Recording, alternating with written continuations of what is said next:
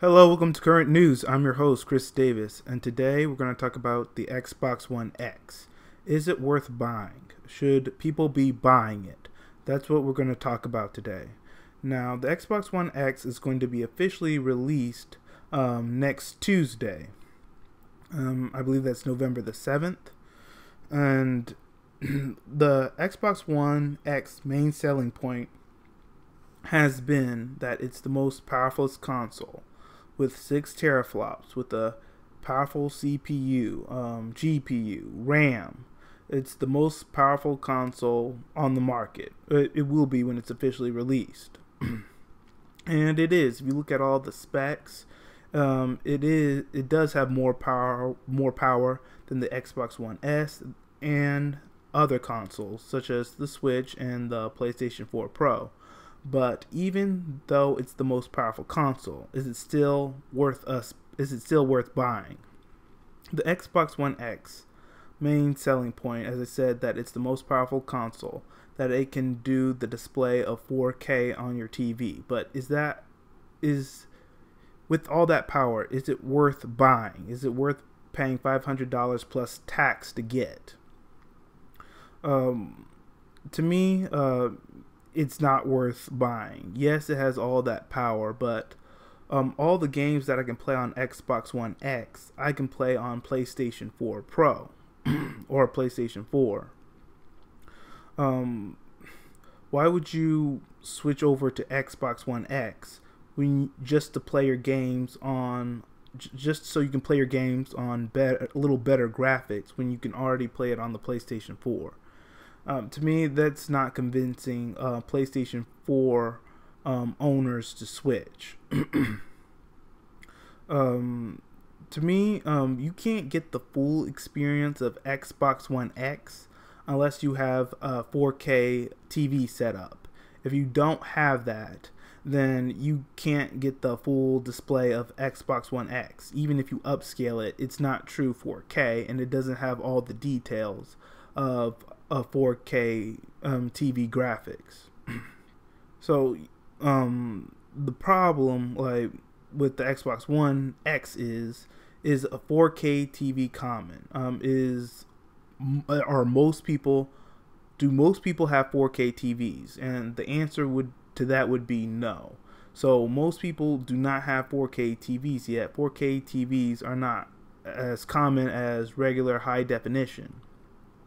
So to me, if you don't have a 4K TV right out of the gate, then there's really no justification for you to get an Xbox One X unless you're a diehard Xbox fan.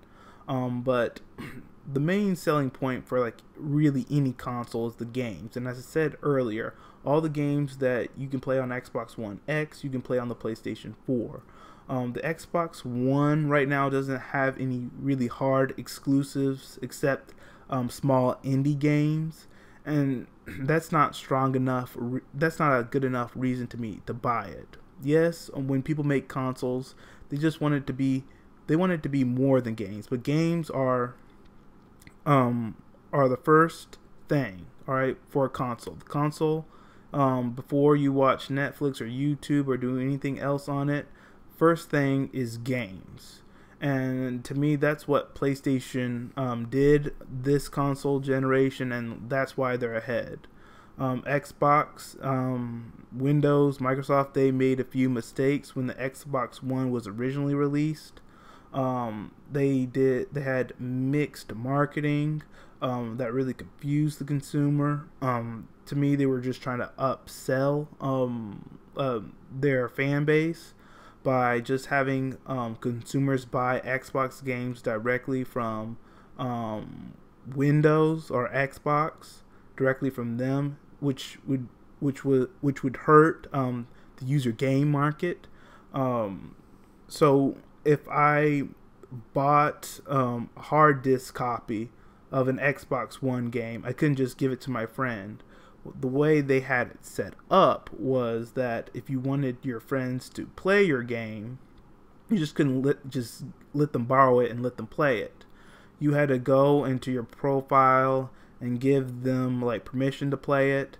If you did want to trade it into GameStop would have to have this machine to wipe your data from your disk so they could resell it. So they were causing all kinds of issues in the user game market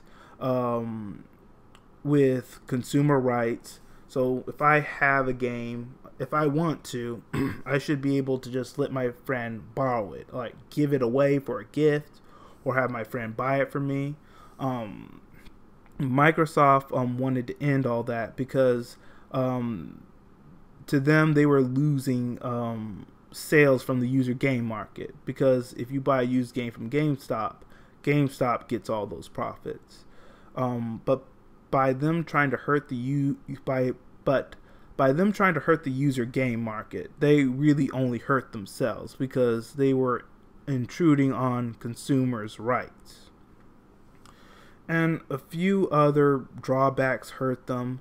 The buy only games, online, digital, that hurt them. Also, people were upset about the Kinect. They didn't think the Kinect was useful. They didn't like the camera. They say that it was just some tool that the NSA can use to spy on people.